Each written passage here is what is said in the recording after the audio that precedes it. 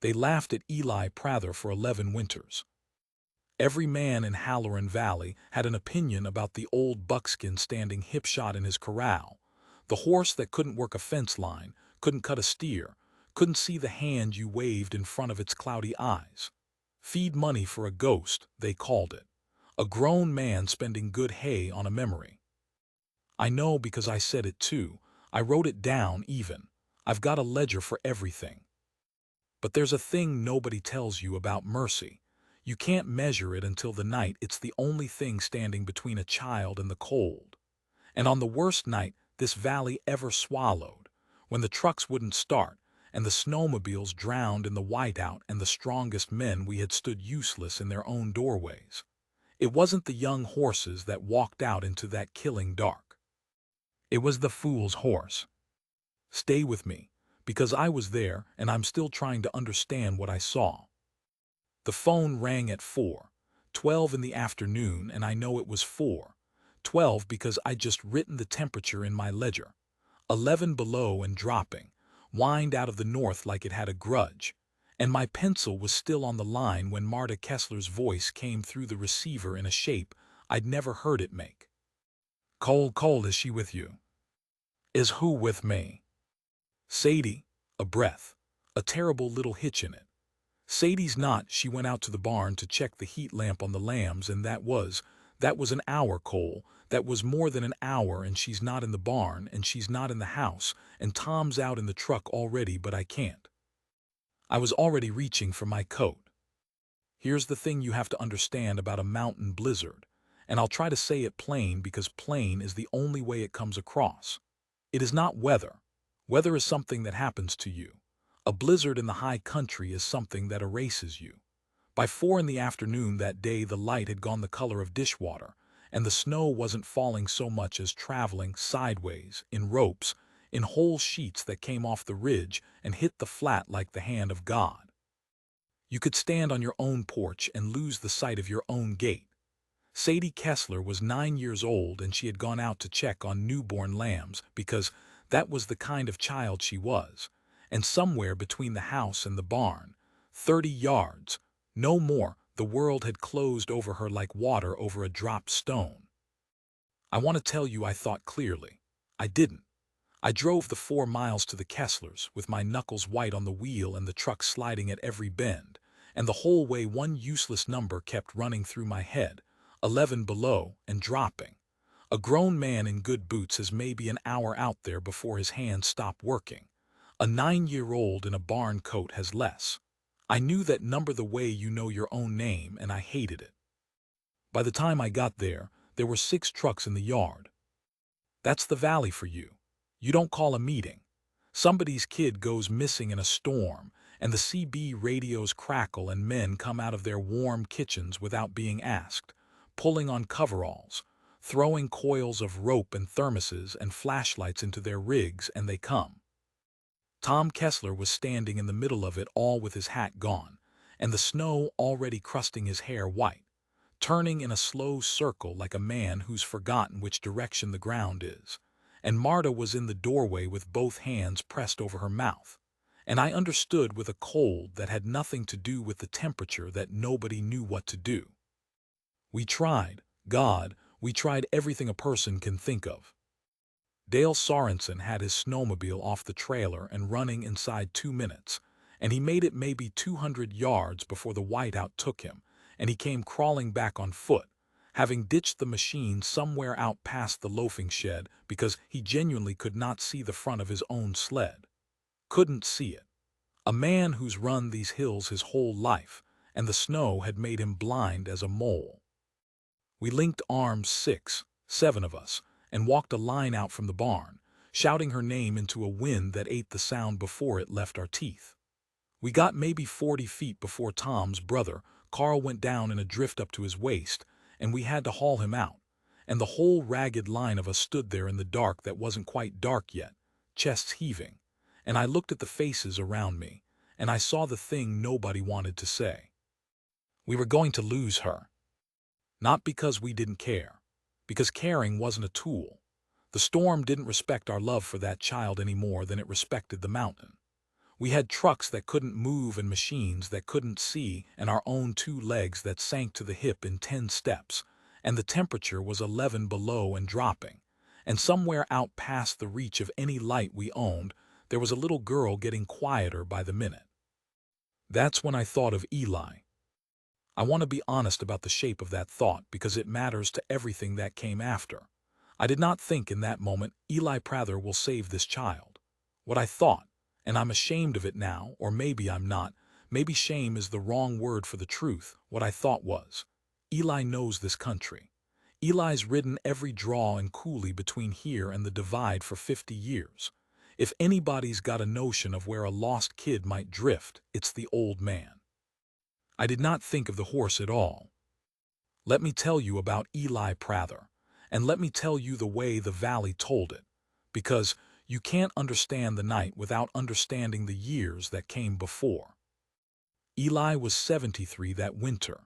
He'd ranched the Prather place 3 sections up against the timberline, the highest deeded land in Halloran Valley, since before I was born and his father before him, and the log house he lived in had been raised by hands that were dust before the first autumn Bill ever coughed its way over the pass. He was a widower. Ruth Prather had died of a cancer the summer I turned 19, and I remember my own mother crying at the funeral and saying that a marriage like that comes along once a generation and the rest of us just get to watch it and hope. And he'd had a son. Daniel Prather was 4 years older than me, which meant that when I was a boy trailing after the older kids, he was one of the gods, a lean, easy, laughing boy who could rope anything that moved and who, at 15, broke a scared, half-wild buckskin colt that 3 grown men had given up on, and who named that colt Comet because of the white streak that ran down its face like a star with a tail. I saw him do it. I was 11 and I sat on the top rail of the Prather corral and watched Daniel Prather spend 6 weeks not breaking that horse, but talking it into trusting him, hour after hour after hour. In a language of patience I was far too young to understand, until the day the colt walked up behind him and put its chin on his shoulder while he wasn't even looking, and Daniel just reached up without turning around and scratched its jaw. And the 2 of them stood there in the evening light like they'd been carved out of the same piece of wood. Daniel died at 22. It was a truck on the pass road in the first storm of an early October. He'd gone down to the county seat for a part, and the weather turned while he was coming back and the road iced under him at the switchback above Cutler's Creek, and that was all. That was the whole of it. There's no lesson in it, and there's no meaning, and there was nothing anybody could have done. And I think that's the part that broke something in Eli that never healed. Not the loss, exactly, but the sheer stupid smallness of it. A part for a bailer, a patch of ice, a boy who could gentle a wild horse with his voice, gone in the time it takes to slide 50 feet down a mountain. Comet was 7 years old when Daniel died. And here is the thing the valley never forgave Eli for, the thing they called foolishness, the thing they whispered about at the co-op and the church suppers and the branding pens for 11 long years. Eli kept that horse. Not the way you keep a working horse. Comet never worked another day after Daniel died. Eli rode him a little at first. I'd see them up on the benches sometimes, the old man and the buckskin, moving slow along the tree line, but as the years piled on and the horse's muzzle went gray and then white, and his back swayed, and the cloud came over first one eye and then the other, Eli stopped riding him at all. He just kept him, fed him the good alfalfa, blanketed him in the cold. Called the vet out for a horse that would never earn back $1 of what it cost to keep alive. And there was a lot of talk about that. A lot of talk, because in ranch country a horse is a tool, and you do not spend a rich man's money on a broken tool. And Eli Prather was not a rich man. He ought to put that horse down, they'd say. Kindest thing. It's half blind and it's stove up and it's eating him out of house and home. Man his age on a fixed income. It's not sentiment anymore, it's foolishness. I said it too. I'll own that. I said it to Dale Sorensen not 2 months before that storm, standing in the co-op with a bag of mineral on my shoulder, watching Eli's old truck pull out of the lot. He ought to let that horse go, I said, before it costs him the whole outfit. And Dale nodded, and we both felt very sensible, two practical men who understood the hard arithmetic of the country. And neither of us said the thing we both knew, which was that we didn't say it to Eli's face. Nobody ever said it to his face. Because when you looked at the old man standing at the corral rail with his hand on that white muzzle, murmuring to a horse that could barely see him, there was something in it you didn't want to walk up on. Something private. Something that had the shape of grief but wore the face of stubbornness, and we were all of us too cowardly or too kind to name it. I thought it was foolishness. I wrote as much in my ledger once. God help me, I keep a ledger for everything, weather and calving dates and the day the first meadowlark comes back. And I wrote one night, half drunk and feeling clever, Prather still feeding the ghost horse. Some men can't bury anything. I have burned that page since, but I remember it. So that was the man I drove to fetch, at 4:30 on the worst evening of my life, through snow that had turned the 4 miles between the Kessler place and the Prather place into something closer to 40. I don't fully know why I went for him instead of joining the others in another useless walking line. I've turned it over 1,000 times. The nearest I can get to the truth is this. Everyone else was doing something and all of it was failing, and I had a superstitious, drowning man's certainty that the old man knew something we didn't. Not the horse. Never the horse. The man. His yard light was a smear of gold in the murk when I finally slid to a stop, and he had the door open before I'd even climbed down, standing in it with a lamp behind him, and I realized he already knew. The CB. Of course. He'd been listening the whole time, an old man alone in a log house, hearing the valley's voices rise into panic over the airwaves and unable to do a single thing about it. The Kessler girl, he said, not a question. An hour and a half now, Eli, maybe more. We can't, nothing works out there. The sleds are blind, the trucks won't go, we walked a line and near lost Carl. I don't know what I thought. I thought you might know where she'd go. You know this country, you know where a scared kid drifts to. And the old man looked past me, out into the roaring dark, and I watched his face do something I will remember until I die. It wasn't hope. Hope is a bright thing. This was heavier and older, and it moved across his features slow, like weather. He was doing arithmetic of his own, I realized. A different arithmetic than mine. And when he'd finished it, he said a thing that made the cold in me go all the way down to the bone. She won't have gone far in a line, he said. Kids don't walk lines. She'll have gone downwind, follow the fence with her hand, and the fence bends south past the Kessler Spring and drops into the willows on Cutler's Creek. He was pulling on his coat as he spoke, an old canvas thing gone soft as cloth. There's a fold in the land down there, out of the wind. If she's got any sense left in her, she's curled up in those willows. And if she's curled up in those willows, then she's 1.5 miles from that barn, downwind, in country where you cannot drive and you cannot walk and you cannot see your own hand. Then how I started. And he was already walking past me, out into the storm toward the corral. I have thought so many times about the shape of the next few seconds, how I came so close to stopping him, because I saw where he was going and I saw what stood at the rail, the pale ghost shape of the old buckskin with snow gathering on his winter coat, and every practical bone in my body seized up in protest. No, not that. That horse is 28 years old, and it's blind and it's dying, and you cannot ride a dying blind horse into a whiteout at 11 below. Old man. You'll kill it, and you'll kill yourself, and then we'll have 3 of you to find in the spring. I said some of that. I grabbed his sleeve and I said some of that, shouting over the wind, and Eli Prather turned and looked at me, and there was no anger in his face. That's what stopped me. If he'd been angry, I'd have argued.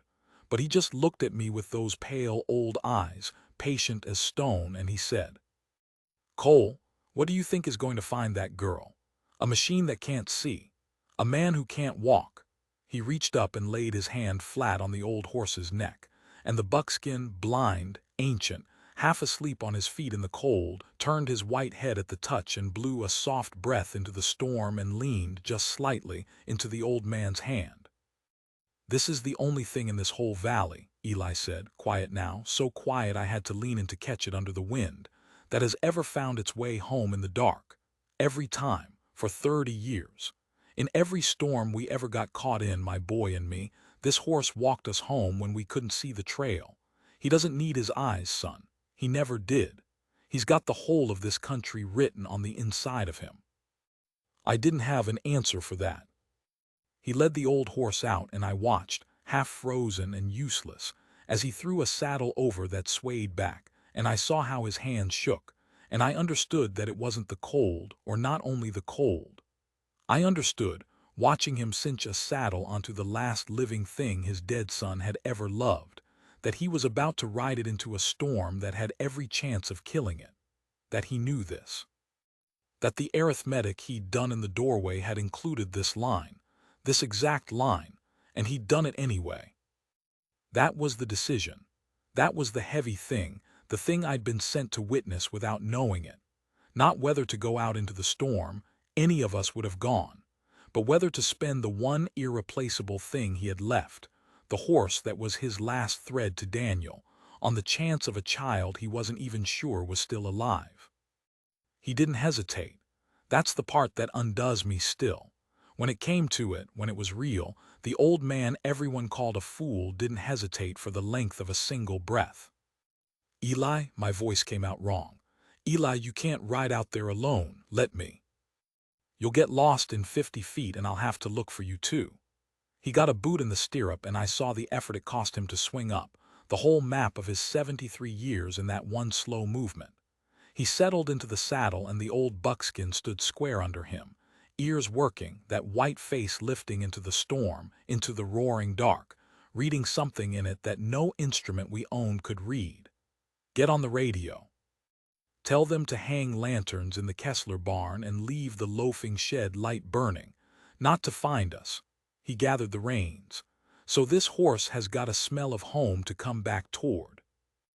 And then he leaned down out of the saddle close, and for a second the old man's face was right in front of mine, snow melting in the creases of it, and he said the thing I have carried every day since. "They think I kept him out of grief." A breath. Something moved behind his eyes, not quite a smile. "I kept him because I knew. Someday this valley was going to need him to do the one thing he was born to do, and I wasn't going to let them make me kill him before that day came." Then he straightened and clicked his tongue once, soft, the exact sound. I realized much later that I'd heard a laughing 15-year-old make in a corral 12 years before, and the old blind horse walked forward off the flat and into the willows and wind, into the whiteout, into the dark that had swallowed a child, moving with a slow and terrible certainty, placing each hoof like he was reading the ground with the soles of his feet. I watched them until the storm closed over them. It took about 9 steps. And then there was just me, and the roaring, and the yard light burning gold and useless in a world gone white, and somewhere out there in the country that no man could cross, an old fool and a dying horse, walking toward a little girl in the dark. I got on the radio. My hands were shaking so hard I dropped the mic twice. "I need to tell you what it's like to wait. Because the finding, I'll get to the finding, and I was there for the end of it, and I'll give it to you true. But the shape of that night, the real weight of it, was the waiting. And if I skip past that to get to the part with the child in it, then I've lied to you about what it cost. And I promised the old man a long time ago in my own heart that I would never lie about what it cost." I drove back to the Kessler place. That drive should take 8 minutes and it took me 40, and twice I put the truck in the ditch and had to rock it out, and the whole time the wind was a living thing throwing itself against the glass, and I did the radio call Eli asked for hang lanterns, leave the shed light on, and God, everybody, hold still and pray, because Eli Prather has gone out on the old horse, and I heard the silence come down over the CB when I said it. A long silence full of static, because they all knew the horse. They'd all laughed at the horse. And now the horse was the only card left in the whole valley's hand, and nobody was laughing. When I got back to the yard, the men were standing around the barn in a loose knot, snow-caked, defeated, and Tom Kessler came at me out of the dark and grabbed the front of my coat with both fists. "You sent an old man out on a blind horse." His voice cracked down the middle. "My daughter's out there dying, and you sent a 70-year-old man on a horse that can't see." "Tom." Dale Sorensen had his arms around Tom's shoulders from behind, pulling him back, and Dale's own face was wet, and I don't think it was from the snow. "Tom, let him go. Cole did right. Cole did the only thing left." "It's not a thing left. It's a fairy tale. It's an old man's." And then Tom Kessler's legs went out from under him, and Dale and I caught him and lowered him down to sit on the running board of somebody's truck, and he put his face in his snow-crusted gloves and made a sound I hope to never hear another man make. Marta came out and sat down in the snow beside him and put her arms around him, and the two of them just held on. Held on to each other in the storm while the light died out of the sky, and there was nothing any of us could do but stand around them like fence posts and watch. I checked my watch. It was 5:40. Sadie had been out there for nearly 3 hours. Eli had been gone for over one. I want to tell you I believed. I didn't. I stood in that yard with my back to the wind, and I did the arithmetic I couldn't stop doing. 3 hours, 11 below, a child in a barn coat, and I did the other arithmetic too, the one about a blind horse and an old man in country you couldn't cross, and every number came up the same way, and the way it came up was a small stone box in the frozen ground come spring. 2 of them now, maybe 3. I stood there and I grieved them before they were gone, because I am a practical man, and practical men know how these things end. I have never in my life been so glad to be wrong. Here is what happened out in the dark. I got it later, some of it from Eli in the pieces he was ever willing to give, and some of it I have had to build myself out of the tracks we found the next day when the storm blew out and the sun came up on a world made of diamonds. So I'll tell you what I know, and I'll tell you what I've reasoned, and I'll try to keep the seam between them honest. The old horse walked south. Not the way a man walks, fighting the wind, flinching from it. Comet walked into it, slow and level, that white blind head swinging low, and Eli did the one thing that took more faith than I think I have ever had in my life. He gave the horse his head. He didn't steer. He couldn't have steered. He couldn't see any better than the horse could. He just sat there in the killing cold and trusted an animal everyone he knew had told him for 11 years to kill. Trusted it to carry him across a 1.5 miles of blind country to a place he only hoped a child might be. They found the fence. The horse found the fence. Eli felt him shift and pace along it, following it the way Eli had said Sadie would, downwind, south, and where the fence bent past the Kessler spring the horse bent with it, and where the land started to drop toward Cutler's Creek the old buckskin slowed and lowered his head further, and Eli said this part quiet, and only once started to hurry. "He knew before I did," is all Eli would say. He picked up his feet, an old blind horse in a drift up to his knees, and he hurried, because he'd caught something, and I couldn't smell it and I couldn't see it, and I just held on and let him take me to it. What he took him to was the willows on Cutler's Creek, in the fold of land out of the wind, exactly where the old man had said a scared child would drift. And Sadie Kessler was there. She'd done everything right, that 9-year-old. That's the thing that gets me. She'd lost the barn in the whiteout, and instead of thrashing around in a panic, she'd found the fence with her hand. A child's instinct, the same one the old man had counted on. And she'd followed it downwind because walking into the wind hurt her face, and it had led her down off the killing flat into the one sheltered fold of ground for a mile in any direction. And there, when her legs finally gave out, she'd crawled into the willows and curled up small and gone still. Which is the thing they teach you, and the thing that saves you, and also the thing that looks, from the outside, exactly like dying. She was so cold she'd stopped shivering. She was so cold she barely stirred when a 73-year-old man fell out of a saddle into a snowdrift beside her and got his old arms under her and started saying her name. I've thought about that meeting so much. The two of them in the willows in the dark. A dying old horse standing over them, blowing steam, having done the one impossible thing. An old man who'd buried a son and a wife and 11 years of other people's contempt, holding a stranger's child against his chest, and pouring what he'd his own worn-out body had left into her. And talking, the way Daniel used to talk to the colt, low and steady and endless. There now, I've got you. We're going home, there now. He couldn't carry her out. He knew that.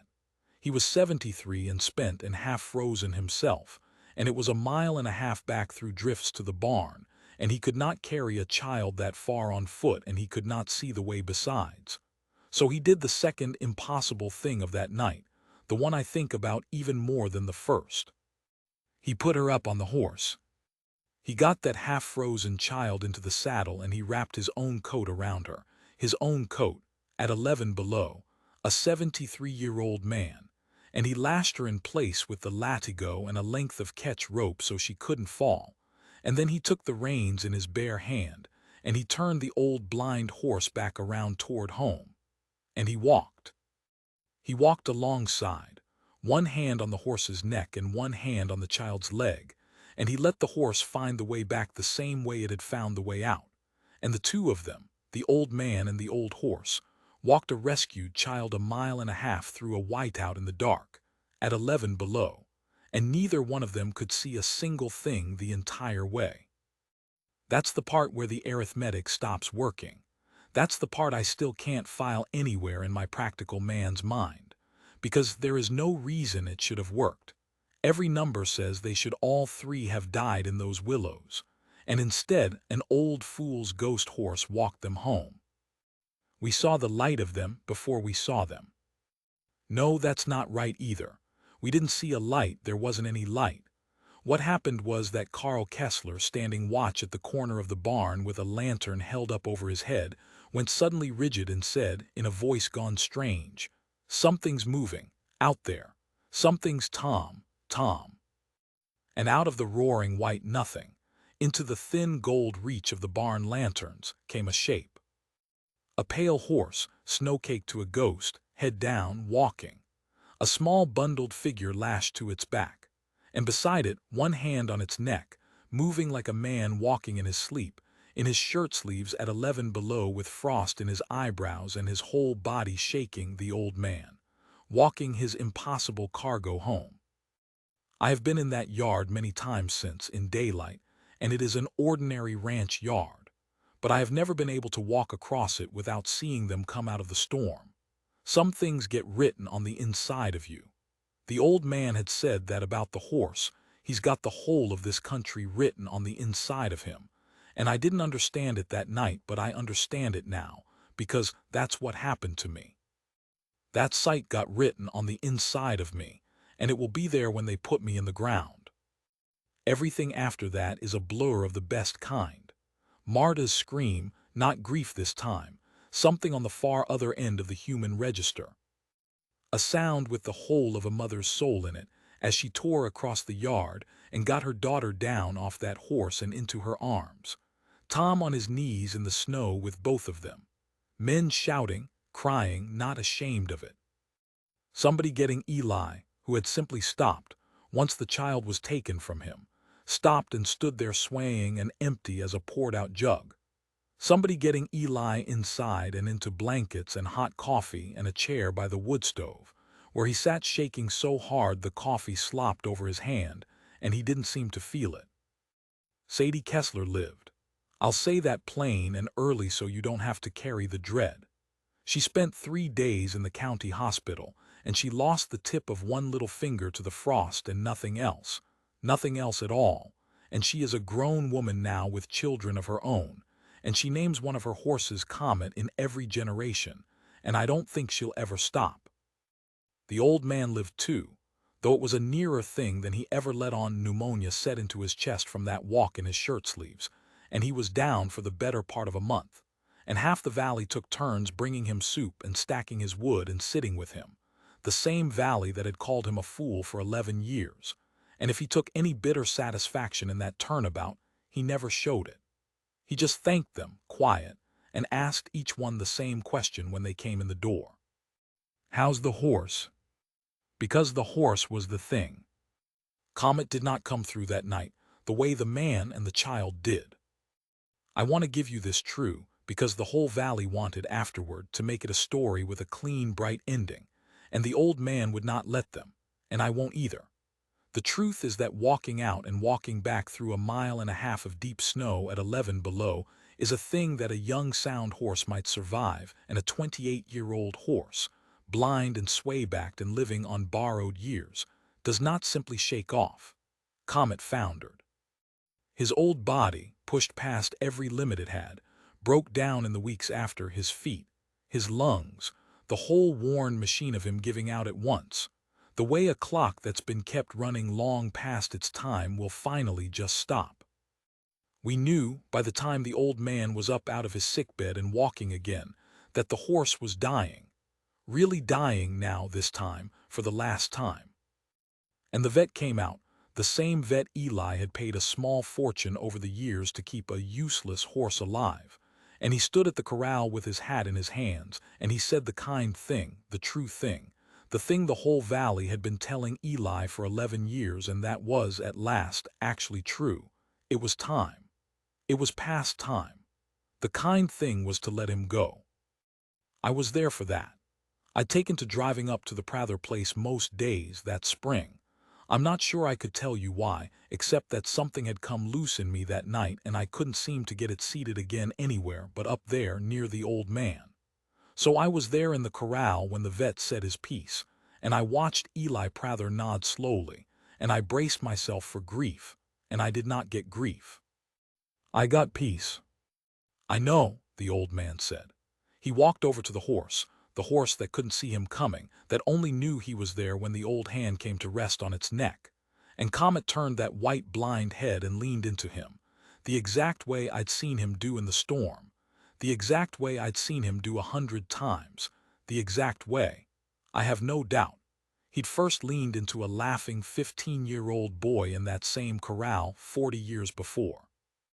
And Eli stood there with his forehead against the horse's jaw for a long time, and nobody said anything, and the meadowlarks were back and singing in the fence posts because it was spring, and the old man finally spoke, and he wasn't speaking to us.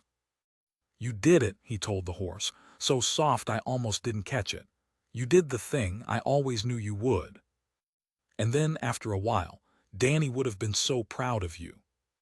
I had to turn around and look at the mountains for a bit after that. They let him go 2 days later, on a green morning, and the whole valley came, and I mean the whole valley, the same men who'd stood in the co-op and called it foolishness. They came with their hats off, and there wasn't a dry eye among the whole crowd of hard old ranchers, and if you'd told any one of them a year before that they'd weep at the passing of Eli Prather's ghost horse, they'd have laughed you out of the county. They buried Comet up on the bench in the high pasture, where you can see the whole of Halloran Valley spread out below and the divide standing up white against the sky. Eli picked the spot. It's the spot, I found out later, where Daniel used to like to ride to and sit and look at the country. The boy and the horse used to go up there together in the evenings, the old man told me once. Just to look. Just to be up high and look at the world. So now the horse is up there.